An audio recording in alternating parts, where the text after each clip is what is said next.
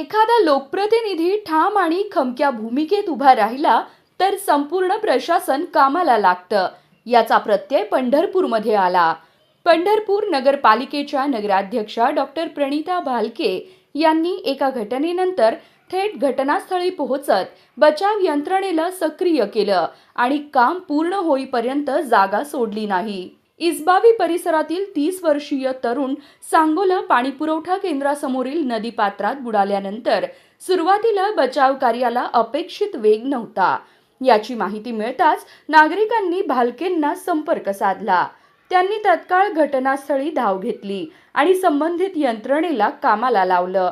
विशेष म्हणजे कडक उन्हाची तमा न बाळगता त्यांनी खुर्ची न घेत थेट जमिनीवर बसून ठिय्या दिला. बचाव कार्य वेगात सुरू राहावे यासाठी त्यांनी पोलीस आणि नगरपालिकेच्या पथकांशी समन्वय साधला. शेवटी अमित प्रक्षाळे या तरुणाचा मृतदेह शोधण्यात यश आलं.